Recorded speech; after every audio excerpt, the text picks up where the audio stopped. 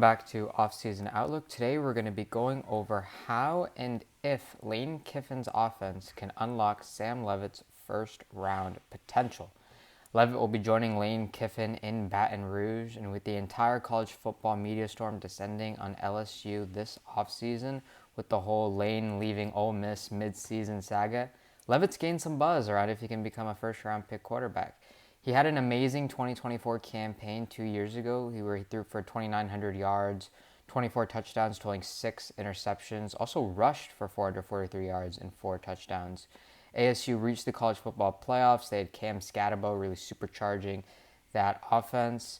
But last year was injury-riddled for him. But when he did see the field, he was able to lead ASU to 2 big wins against 7th-ranked Texas Tech. That was the Red Raiders' only loss of the regular season, and 24th ranked TCU. There's no denying Leavitt's raw talent, as he has a live arm, legitimate athleticism that shines through in his ability to rush for nearly 450 yards his sophomore campaign.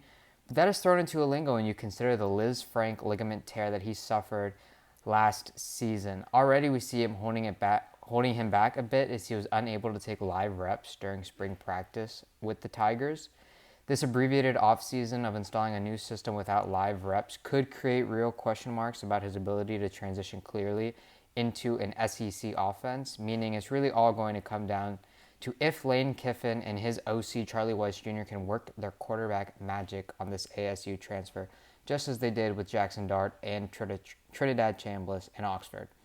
It's a fast-paced RPO system that blends his pro-style concepts. The whole one-read system that Kiffin and Weis deploy is designed to make it easy on the quarterback. The offense is designed to make the quarterback's decision faster and clearer by identifying one main conflict defender. They want the quarterback to only be looking at one man and reading him.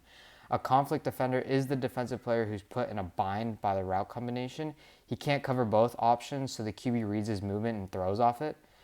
For example, if they run a flat or seam concept, if the defender drops back to cover the seam, he'll just throw the flat route. If the defender steps up to cover the flat, the quarterback looks to hit the seam behind him. The play is built to make the defender wrong no matter what he chooses. It doesn't mean that the quarterback isn't doing anything else mentally, because before the snap, he still does have to identify the Mike linebacker and take in the protection, look for man or zone, check the safety, anticipate possible rotations.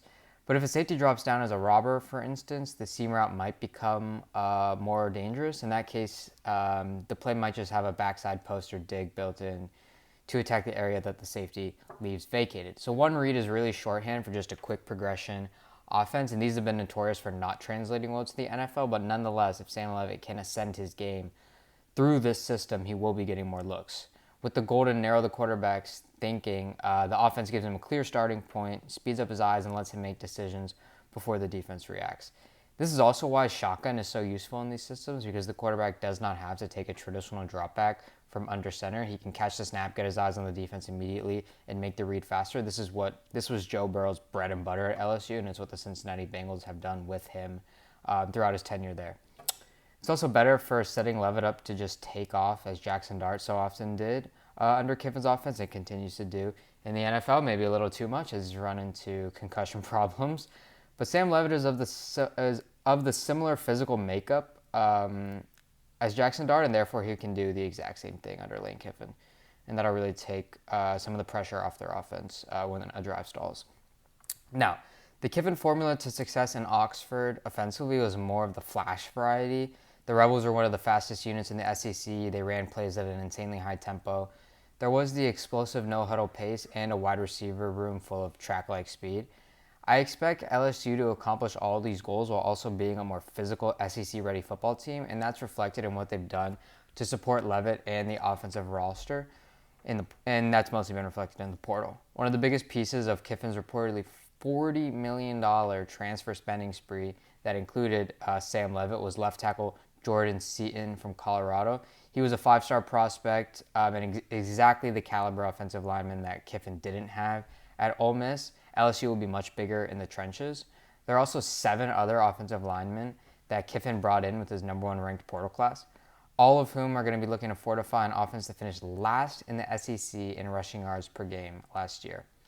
This year, with Harlem Berry and Caden Durham in the backfield, the Tigers won't be reliant on the arm of quarterback Sam Leavitt entirely.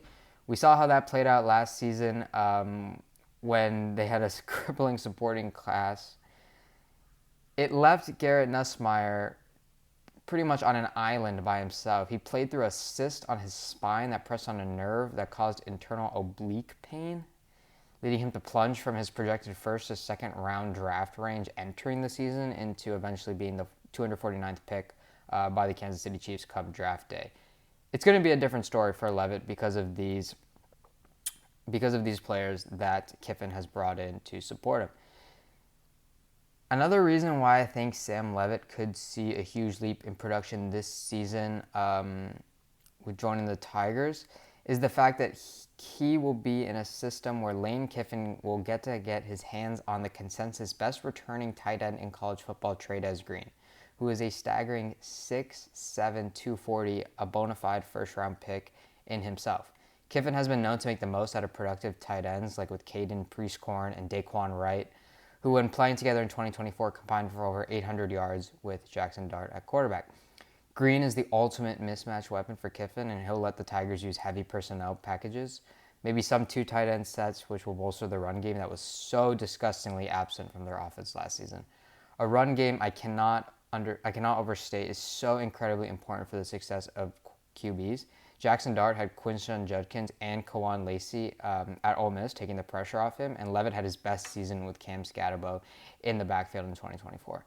Getting that back with Lane this season is going to free him up tremendously.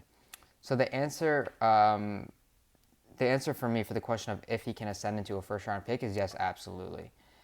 Absolutely. If he can provide real production this season with Lane Kiffin on the biggest stage in college football with the most media attention, the most pressure, but also the most opportunity at hand, I think there's no way NFL general managers don't take notice. He has the raw talent, he has the athleticism. If the processing and production develops this year, he's going to be at the top of a lot of draft boards come April. I can guarantee you that. This has been Off-Season Outlook. Thank you very much.